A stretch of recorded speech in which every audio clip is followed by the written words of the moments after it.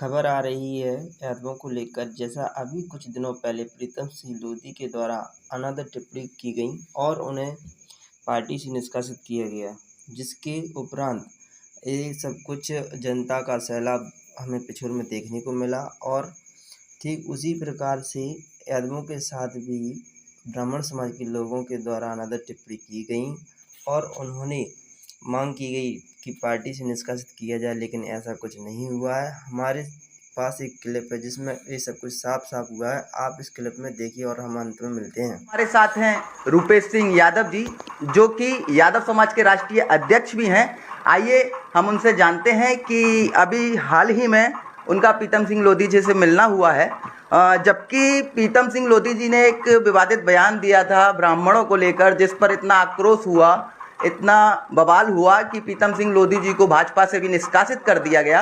आइए हम जानते हैं कि उनका मुख्य प्रीतम सिंह लोधी जी से मिले हैं, उसका क्या कारण था जिसकी वजह से आपको उनसे मिलना पड़ा? क्या है, पिछड़ा वर्ग पर लगातार हमले किए जा रहे हैं जी भारतीय जनता पार्टी द्वारा। इसका मैं आपको प्रत्यक्ष प्रमाण बताऊं। आज जो बेतुके बयान जो आए हैं, उन बयानों को मैं सही नहीं कहूँगा। जो प्रीतम लोधी जी के भी बयान आए हैं, मैं कतई ये नहीं कह रहा कि वो बयान सही है और या उन्हें ऐसा कहना चाहिए। किसी भी समाज विशेष की धार्मिक भावनाओं को छेड़ना सरासर गलत है। पर कुछ वर्ष पूर्व रामेश्वर शर्मा जी का बयान आया था। उसमें कहा था कि एक समाज सत्ता के लालच में जोधा अकबर को राजपूत समाज के हमारे भाई है, उनके विरुद्ध जो बयान आया था, राजपूत समाज ने सड़कों पर आया, आंदोलन किया, पर रामेश्वर शर्मा को निष्कासित नहीं किया। उन्होंने माफ़ी मांग ली। तो उनके एक लोकेंद्र पारासर हैं, उनका भी बयान है, आप यूट्यूब पर सर्च कर लेना, आपको दिख जाएगा। उनका बयान आया कि जवान फिसल जाती है, उनका मुगलों से तात्पर्य था। ठीक है। उसके बाद कोलारस उपचुनाव में अरविंद भदौरिया जी, जो सहकारिता मंत्री हैं, अभी उपचुनाव जब कोलारस होता, महेंद्र सिंह यादव जी चुनाव लड़े थे, तो उनकी गाड़ी वहाँ चुनाव में जो बाहरी लोग नहीं होते हैं, चुनाव के 24 घंटे पहले उनकी गाड़ी वहाँ पकड़ ली गई। तो यादव समाज ने घेराव किया, समझने कि इनकी गाड़ी यहाँ क्यों है, पैसे बांट रही, दारू बांट रही, इसकी चेकिंग की जाए। तो गाड़ी पकड़ने पर उनके पास फ़ोन आता है, तो वो बोलते हैं कि कौन है, तो मादर चौदह है। सरासर बीच चौराहे पे उन्हें गालियाँ दी गई यादव समाज को, जिसके वीडियो भी है और रामेश्वर शर्मा जी के वीडियो हैं, पर उन्हें माफ़ कर दिया गया। अरविंद भदौरिया जी का अभी कुछ टाइम पूर्व पहले ही बयान आया कि अरुण यादव जैसे दो कौड़ी के नेता, यादव दो कौड़ी के नेता। यादव समाज में आक्रोश था, भोपाल तक से बात गई, हमने घेराव किया, उनके बंगले का पुतले जलाए, पर फिर भी यादव समाज को दरनकार कर दिया। कोई निष्कासन की उनकी प्रक्रिया नहीं है। क्या यादव समाज भी प्रीतम सिंह लोधी जी के साथ खड़े होकर ब्राह्मणों का विरोध करेगी? मैं प्रीतम लोधी जी के साथ नहीं खड़ा, मैं आपको ये पहले क्लियर कर दूँ, और ना मैं ब्राह्मण समाज का विरोधी हूँ। मैं जो न्याय प्रणाली, जो दोगली न्याय प्रणाली है, उसके खिलाफ हूँ। प्रीतम लोधी ओबीसी वर्ग से आते हैं हमारे, मैं खुद ओबीसी वर्ग से आता हूँ। अगर मैं अपने वर्ग की आवाज़ नहीं उठाऊंगा तो मुझे कहीं ना कहीं अपने वर्ग के साथ दोगला सौतेला व्यवहार मैं करूंगा, क्योंकि मैं एक संगठन का राष्ट्रीय अध्यक्ष हूँ, जो पिछड़ा वर्ग के संगठन है। राष्ट्रीय यादव समाज पिछड़ा वर्ग में आती है, तो ओबीसी वर्ग की आवाज़ उठाना मेरा कर्तव्य है और मेरा हक है। तो पिछड़े वर्ग के होने के कारण प्रीतम लोधी जी को निष्कासित कर दिया जाता है। रामेश्वर शर्मा जी पे आप कोई भी कार्रवाई, दंडात्मक कार्रवाई नहीं करते हैं। आप अरविंद भदौरिया जी पे कोई भी कार्रवाई नहीं करते हैं। तो अगर जो भाजपा की जो कानून व्यवस्था है, या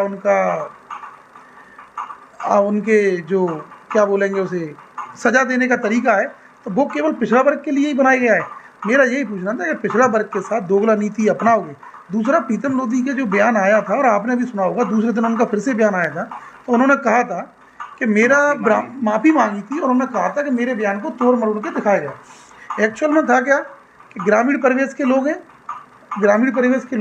तो होता क्या है, जो भी चोला पहन ले ब्राह्मण समाज की आड़ में और बाबा बन के आ जाए। हम तो जो बाबा लोग जो होते हैं, जो उन्हें मतलब किसी भी वर्ग विशेष के हो, किसी भी समाज के, हम उन्हें ब्राह्मण ही समझते हैं, क्योंकि ग्रामीण परिवेश के लोग इतना ही समझते हैं। दूसरी, जब उन्होंने कहा कि मैंने ब्राह्मणों के लिए नहीं कहा, बंडा में एक 13 साल की लोधी समाज की बच्ची थी, जिसके साथ अत्याचार करके, रेप करके उसे मार दिया गया था। वो चीज़ भी उनके माइंड में थी, तो कहीं ना कहीं उन्होंने मिर्ची बाबा, आसाराम बापू को भी ब्राह्मण ही समझ लिया।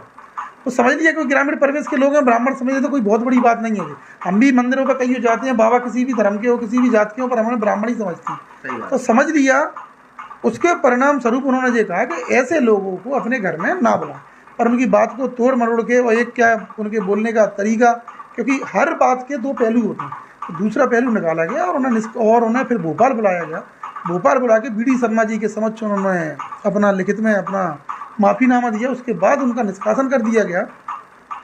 कहीं ना कहीं ये एक तरीके से अगर कहा जाए तो एक तो अपमान किया गया, दूसरा अगर बी डी शर्मा जी ब्राह्मण समाज से आते हैं तो आक्रोशित अगर होके अगर उन्होंने ऐसा कार्य किया है, क्योंकि मुझे नहीं लगता कि भाजपा ने पूर्व में किसी को निष्कासित किया हो। अगर बी डी शर्मा जी वहाँ प्रदेश अध्यक्ष बैठे उन्होंने निष्कासित कर दिया तो कहीं ना कहीं न्याय प्रक्रिया पर तो सवाल उठता है।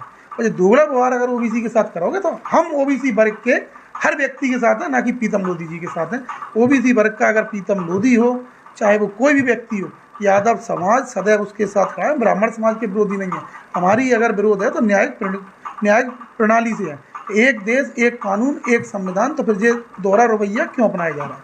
अभी फिलहाल अभी हाल ही में प्रीतम सिंह लोधी ने प्रेस कॉन्फ्रेंस कर ओबीसी महासभा का भी दामन साथ लिया है और उन्होंने एक सुरक्षा की मांग की थी सरकार से। क्या वाकई में प्रीतम सिंह लोधी को किसी चीज़ का डर है? मैं बता रहा हूँ ना आपको, कोई भी बात को इस तरीके से प्रोजेक्ट किया गया, उस बात से ही प्रोजेक्ट को इसलिए किया गया कि प्रीतम लोधी ब्राह्मण समाज का विरोधी है। हालांकि ऐसा कुछ भी नहीं है। उन्होंने खुद कहा अपने बयान में, आपने एक बयान उनका पढ़ लिया, दूसरा बयान उनका है कि ब्राह्मण समाज को मैं देवता मानता हूँ। उस बयान को नहीं पढ़ा गया और उन्हें ब्राह्मण समाज का विरोधी कर बता दिया गया। अभी मुझे पूरी तरह तो नहीं पता है, कोई एक बागेश्वर जी महाराज हैं, उनका ही बयान आया, मैं ठट्टी बांध दूंगा, मार दूंगा, इसकी तेरहवीं कर दूंगा, ये कर दूंगा। और भी जो ब्राह्मण समाज के लोग हैं उनके भी बयान आ रहे, स्क्रीनशॉट लेके रखे हैं कि हम लोधी समाज का ये कर देंगे, प्रीतम लोधी को ये कर देंगे।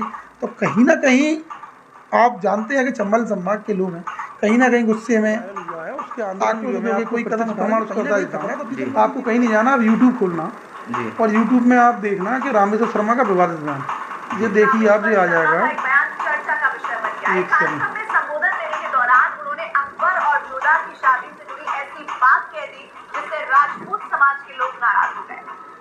आप यूट्यूब खोलना का विवादित बयान, ये देखिए आप, ये आ जाएगा।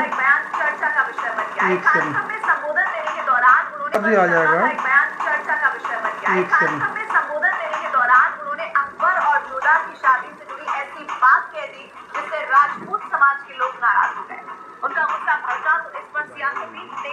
ये इस पर आक्रोश हुआ नहीं था? नहीं, आक्रोश राजपूत समाज ने किया था, पर मैं बता रहा हूँ बीजेपी दो वर्गों की, कुछ वर्गों की पार्टी बन के रह गई है और उन पर कोई कार्रवाई नहीं हुई। यादव समाज ने तो पूरे भोपाल तक उनका घेराव किया था और पुतला जलाए थे। उनकी वीडियो भी मैं आपको उपलब्ध करा दूंगा, क्योंकि वो वीडियो पुरानी होगी तो कहीं ना कहीं वो पड़ी होगी, वो मिल जाएगी। उनका कार्रवाई नहीं होती है। प्रीतम लोधी एक पिछड़े वर्ग का व्यक्ति है, उसे टारगेट करके उसे निष्कासन कर दिया जाता है। अगर कार्रवाई करनी है तो इन पर करें।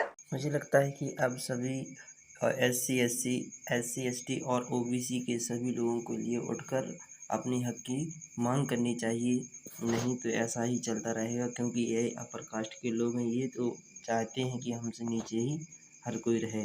और जैसा कि अभी पिछोर में मंजर देखने को मिला था, शायद अब ऐसा ही आने वाला 29 अगस्त 2022 को खैरा के अंदर भी मिलने वाला है। और जो कुछ भाई लोगों के लिए पिछोर का नहीं नज़ारा देखने को मिला, तो आप देख सकते हैं।